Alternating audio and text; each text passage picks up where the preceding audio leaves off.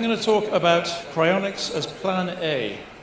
Now, many of you may have presented cryonics as your Plan B, and in fact, I've done the same thing. In fact, I was watching a video recently, which was only from last year, where I said Plan B, and I was going, oh no, that's already outdated. So I'm going to argue that we should actually think about and communicate cryonics as Plan A. Now, if you already have cryonics arrangements, I'm not really asking you to do anything different except the way you communicate with other people. And you might think, well, what difference could it make if it's A or B? Well, actually, it makes quite a big difference. First of all, let's talk about longevity escape velocity and expectations for lifespan. Basically, first of all, to define A and B, I guess I should do that. So B is your backup plan. So cryonics is a backup. That's how many people see it. They think, well, I want to stay alive. Ray Kurzweil says he has plans. Cryonics is his Plan D, A to C being don't die, don't die, don't die. That's all fine. But cryonics' Plan A basically says, put that first.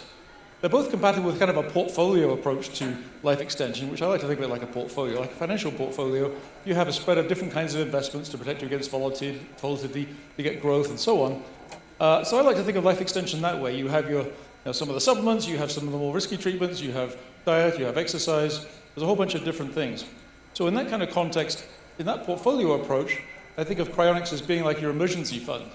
As most financial professionals advise you to build up some savings, 3 months, 6 months, or whatever, of emergency funds first before you start going into stocks or doing other risky things. So I'm really arguing that cryonics should be part of a portfolio of approaches, but it should be at the center of it. It should be the first thing you take care of. Now, why is that? Well, first of all, on the kind of the positive side of things, since about 1850, life expectancy, if you take the leading country for each year, has been increasing by about 3 months per year. It's pretty amazing when you think about it. We're kind of a quarter of the way to stopping aging in that sense, or so it would seem. Also on the upside, it's certainly true that people, almost everybody who's predicted a maximum to the maximum human lifespan has been proven wrong. And in fact, if you look at most of these forecasts, it turns out that most of them go wrong within 5 years, which is pretty sad. You can't get it right for 5 years. However, I'm going to argue that even if you accept longevity escape velocity, or actuarial escape velocity as it used to be called, that should not mean that cryonics is Plan B for you. I can give you some doubt and uncertainty here, and I may not be popular with some people in the audience, but I'm going to have to do that. Because I think some people are too comfortable with the idea that they're going to make it, so they won't need cryonics, and so it is just a backup plan. And I've been interested in life extension for at least 30 years now, like 35, actually more like 40 years. And during that time, we haven't seen the maximum human lifespan budge 1 day. So that's not really very exciting. Well, maybe it was a bit less than that. Whenever Marie Kalman went, I set the new record, I guess. I think that was the late 90s. So if you look at the US, for instance, what you see is life expectancy was increasing throughout the 20th century. And up to about 2010, it was looking pretty decent. It had been rising something like, well, just before 2010, it had been rising about 0.2 of years per year. It was a fifth of a year per year. So we're making good progress. And the decade began okay. Up to 2014, we made a little bit of progress, added about 0.2 years out of those 4 or 5 years or so. But after that, progress completely stopped, and that then actually went backwards. So this last decade has been a total wash, in fact. We've made no progress whatsoever in total lifespan. Now, to be fair, it's true that if you look at people 65, 75 and older, they did actually make a little bit of progress during that period, when in general it didn't make any progress. But it was really pretty small, nothing like the rate that it used to be in the past. So, if you think of longevity escape velocity being this nice exponential curve, well, it doesn't actually look like a curve right now. Historically, it looks like a linear progress, but then it looks like it's tailing off at the top. Now, of course, we hope it's not going to continue like that. Hopefully Aubrey's going to get lots of funding, and Reason's going to get his company going, and all good stuff will happen, and lots more money is coming in, and that could start the curve off and tip it upwards again, we hope. But historically, that hasn't been happening, so I don't think it's safe to rely on that, which again is why I think you need to put cryonics front and center. From the rate of improvement globally, for instance, from 1964 to 93, it kind of trundled along, and another 10 years, it's kind of going, more recently it's going about 0.25% per year, so that's pretty small. That's not a month per year, that's 0.25% per year, or 400th basically, down from 0.56%. And if you think about it, it's kind of amazing that the progress we've made in life expectancy has been so strong. Really, nobody had that until about 1850. We didn't see any progress, and the vast majority was made actually in the 20th century. In other countries, we're still seeing a little bit in the century. So even if the rise begins again and becomes exponential, which it hasn't really been, it's actually being kind of up and down a little bit. But if it does, let's think about this. Just because you have an exponential upward growth of progress doesn't mean you're going to make it, because where are you on that curve? Are you on this nice bit that's really tipping up fast, or are you back on the pretty flat piece where you have to wait for a while?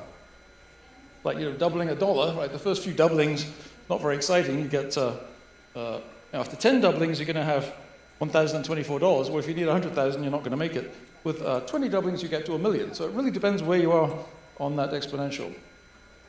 But as I said, I don't think it actually is an exponential, well, not so far at least. Ray Kurzweil, I'm going to pick on Ray. He's an alcohol member, public alcohol member, and he's described, as I said, as Plan D, and I think he's a little over-optimistic in his forecasts. Ray's pretty good at forecasting, I have to say, probably better than most people. He puts them out there fairly clearly, and he's done relatively well. However, let's look at his 1999 book, The Age of Spiritual Machines. In that book, Ray sets out various scenarios for future years. And he has one for 2019, 3 years in the past, and he said, life expectancy has increased to over 100 by 2019. Oops. By 2029, the life expectancy of humans continues to increase and is now around 120 years. So I guess in 7 years, we have to increase it by a lot. We have to gain about 5 years per year if we're going to stay on target with Ray's forecast there. So okay, that was 1999. But in 2017, okay, Ray must have updated his forecast, right?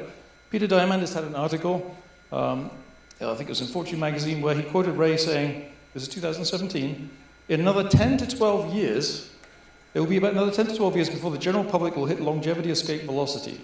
So now we're in 2022, that means in 5 to 7 years. Well, it's just not happening. And when you see that same mistake being made over and over, it makes you think, maybe we shouldn't rely on that. Now, again, when I was like in my 20s, I really thought that by now we would have made massive progress, and it hasn't happened, and here I am in my late 50s, and I'm getting a little bit worried. To go back a little further, how many of you old folks like me remember a magazine called Future Life? The spin-off of Omni magazine. Great magazine, yeah.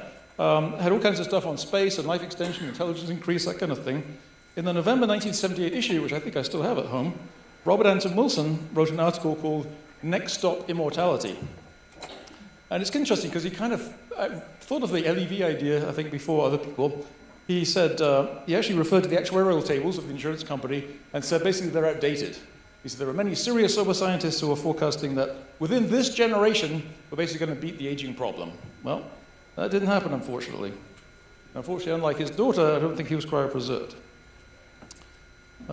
He actually goes on to express an idea pretty close to that of longevity escape velocity. He says, in short, even if we can only double lifespan in this generation, we will still be around when further breakthroughs will probably triple it, quadruple it, or raise it into millennia. And then some of us will be here when the next quantum leap in lifespan occurs, and the next until immortality is achieved. So it sounds a lot like LEV, right? And that time came and gone. Of course, you can always say, yes, he just got the starting date right, but again, I'm arguing that we don't actually see the exponential yet, and we shouldn't rely on it happening. If it's like most kinds of progress, we wouldn't really expect to be an exponential. That happens in things like microchips and density of computer circuits and so on. But in many areas, like drug discovery or many other inventions, you tend to see progress kind of going in waves, get stagnant for a long time. The FDA does its best to flatten the line, or doesn't have any progress. So, okay, so that's kind of an overview of why not to rely on these exciting looking curves too much. But just to kind of reinforce the point, let's think about aging theories. We still don't really agree on what aging is. Everybody thinks he knows what it is, and Michael West might think he knows what it is, Michael Rose might think he knows what it is, Josh Littledorf has a different idea. In fact, if you remember the conference from, I think it was 10 years ago, yeah, 2012, we had 3 of those people. We had Aubrey, we had Michael Rose, and we had Josh Littledorf, each with a very different view of aging. Maybe more guided with sometimes maybe that, but basically different views. And if you go back, you can see that there's been a heck of a lot of these theories of aging, and we still haven't reached agreement. We hold these because there's too many, but we've got the antagonistic pleiotropy theory, disposable soma, free radical theory for Denham Harman, glycation, inflammation, neuroendocrine, disorder theory, rate of living theory, reliability theory, somatic mutation theory, telomeres, and of course, basically the sensor approach. I found when I was kind of researching this, I remembered that our own Saul Kent, who's been very important in in supporting Alcor over the years. He had a very interesting book written in 1980 called The Life Extension Revolution, and he also listed a bunch of theories there, additional ones: random error theory, lysosomal deterioration, cross-linking, polymorphism logic theory, programmed aging, regular dysfunction of the endocrine system, breakdown in hormonal regulation, health fidget view, hormonal regulation of enzyme activity, and more. Pituitary gland, aging clock, female hormone, death hormone, integrated theory of aging. So there's a lot of theories of aging, and we still haven't settled on one. So maybe we will, maybe we don't need to. Maybe it'll turn out that I think it's maybe an argument that Ori might make. Maybe we don't need to really have a theory of aging as long as we can see what the signs of it are and reverse those. Maybe that's what we need. But okay, so how have we done in terms of treatments for aging? How well are we doing in terms of reversing it? Again, I've been looking at this stuff for a long time, since I was a teenager, so 40 years now. Who remembers things like Gerovital, Procaine? Very popular back in the 50s to the 70s. Denol, DMAE. Probably people in this room have tried a bunch of these things, I know I have. Fetal lamp cells and cellular therapy in Switzerland. Estrogen replacement therapy, which does have a role. Chelation therapy, L-DOPA. Lurgatrol, another derivatives, blood transfusion, which is going to come back in some form, and nucleic acid theory. Dirk Pearson and Sandy Shaw, some of you all read that big book from way back in 1983, Life Extension, Practical Scientific Approach. It was quite appealing at the time, because it had a nice, simple answer to the problem. Basically, free radicals are the enemy, and just take lots and lots of supplements and megadoses, and that pretty much takes care of the problem, except it doesn't, and that doesn't seem to be it's only part of the aging problem. They recommend all kinds of stuff, apart from megadoses of supplements, of vitamins. They recommend amino acids, inositol, PHT, fugitive, thyroid extract, and drugs like L-DOPA, bromocriptine, hydrogen, and vasopressin. Now, some of these things do things. I mean, some of them are pretty handy. I used to get vasopressin nasal spray, which I can't get it anymore. Really good for going to 3-hour movies. You get a little spray, you don't need to pee for 3 hours. It's an antidiuretic hormone, very handy. If anyone who's going to get that, please let me know. So yeah, today there's more new supplements coming out. There's always a favorite one: alpha-lipoic acid, blueberry extract, carnitine, coenzyme Q10, AGA, ginkgo, green tea, melatonin, all kinds of minerals, and N-acetylcysteine, which I think is now available thanks to the FDA, pomegranate extract, semi, silmarin, and metformin, MED+, which has quite a few fans, tenacimib, quercetin, resveratrol, and rapamycin. A lot of them. And I'm not saying that none of them do anything, but what I'm suggesting is we don't have good evidence that they actually have much effect, if any, on maximum lifespan. Some of these things may be worth taking to reduce your risk of having cancer or heart disease or Alzheimer's or whatever. So I'm not dismissing any of them as having value, but not to rely on is really making a major difference in your maximum lifespan. It is important to maximize or to reduce the effects, reduce the risk of dying early, certainly, but it's not going to push that final limit. So I don't be too gloomy, because I think there are some promising treatments out there. Embryonic and pluripotent stem cells, still pretty interesting. Senolytics and xenomorphics is a big area that's really still quite new, so we may see some good stuff going on there.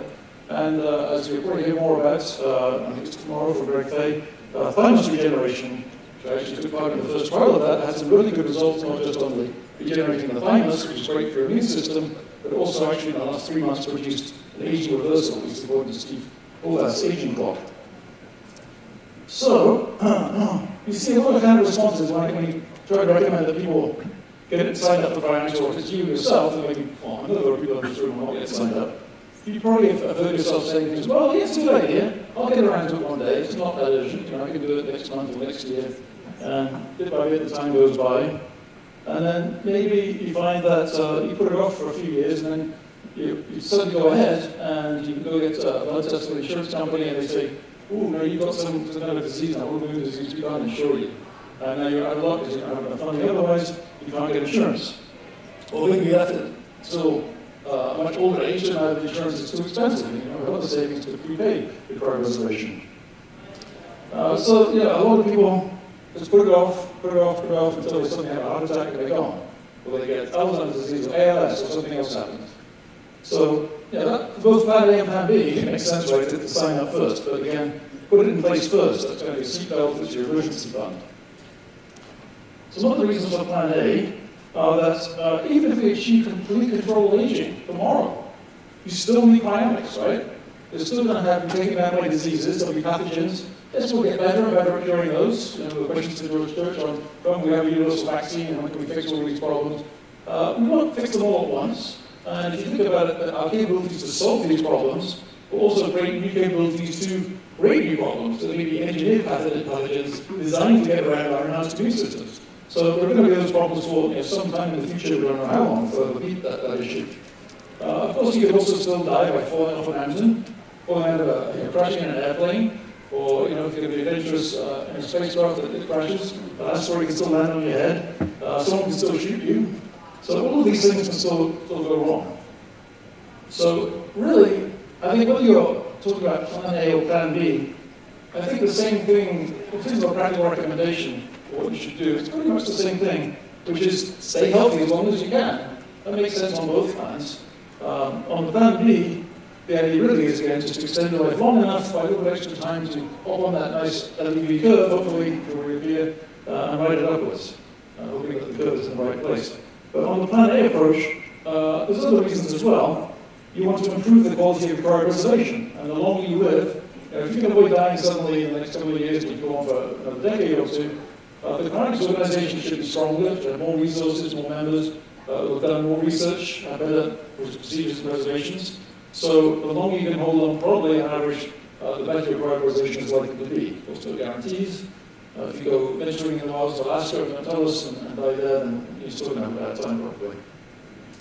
Also, of course, there's good reason to avoid, especially cardiac problems, cardiovascular problems. You really don't want to have an aneurysm or stroke damaging large parts of your brain, which may or may not be repairable by some future technology.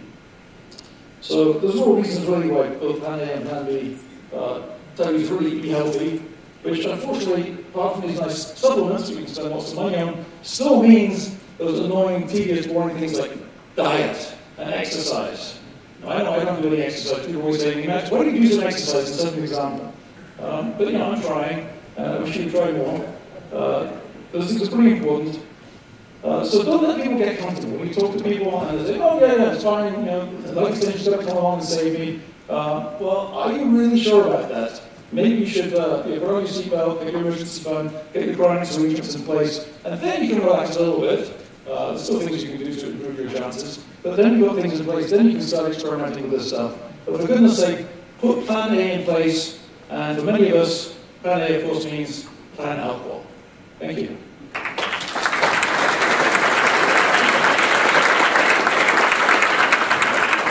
Some questions? How do you think the change in the culture where people are just not interested in the future so much that affects the Cryonics? I think it's affected, Cryonics and life extension in that it's really shrunk the pool of people interested in this stuff. We live in a culture of gloom and doom. Everything is a catastrophe. There are always at least probably at least 5 catastrophes going on all the time. The world is ending constantly. Amazing that we're still here. It must have ended many times by now, according to the doomsayers. And that's a real problem. That's one reason why I'm writing that series of articles for Cryonics magazine called Getting Better, drawing on many other people's works to show that actually overall trends are looking pretty good. Overall, we have local problems, we have things we have to tackle, but overall life is pretty good. And so if you ask me, what will life be like when you come back in the future, assuming Cryonics works, my answer is, well, obviously it's not going to be utopia, but most likely it's going to be at least as good as today, and very likely better, because today is better than the past. You don't have to go back very far at all. Women didn't have the vote, we didn't have painkillers, you could cut off your leg or pull out your tooth, you're going to be in pain for a long time, we didn't have antisepsis, life was poor, nasty, brutal, and short indeed. So I think we really do have to convey not just that this is possible, but it's good, and life can be good. There's going to be lots of opportunities and possibilities in the future. Hopefully we get off the planet and we create new societies and have more freedom to experiment. I think that's really a critical thing. If people think the future is lousy and awful, they're not going to be interested in life extension. Time for one more question. Thanks, Max. Great presentation as always. Are there any approaches that anyone is working on to, maybe it's a psychological or psychiatric issue, to connect people at an emotional level with why this is a good idea to overcome rational objections to what is obviously a rational solution? That touches on what Jason and Sasha were talking about. We need to have learn from other examples of cultural change and how people have overcome resistance. So again, obviously the visibility idea, that's why I'm encouraging people to let people know if they don't have really difficult personal circumstances. That's one thing. I think a lot of it is the way you communicate the idea matters as well. I try to always emphasize the idea that we're not freezing dead people. That's absolutely the wrong way to think about cryonics. We are not, our patients are not dead, they are patients, and I always stress that when I talk to the media. So that should allow us to start playing on the idea of, if you believe life is worth saving, these are still lives, they're still potential lives. And if we can show Greg's research and Natasha's research so that the brain is preserved, then basically you can put the onus on them and say, why are you killing people? Why are you unnecessarily burning and burying people who are actually potentially viable? Isn't that a little bit insane? And one thing I like to try and do is take people into the future where we've solved these problems and then look backwards and say, what we think of ourselves today, we'll think we're absolutely nutty as a culture. We're actually crazy as a culture that we're destroying people unnecessarily. So to take outside our frame of reference today and kind of think about it from the future, there's various things you can do. The best thing you can do is trap them in a room, not let them have any food or water until they sign up. But there are some drawbacks to that, I think. Yeah. I think we're kind of out of time here. I shouldn't abuse it by taking too much time myself, so thank you very much.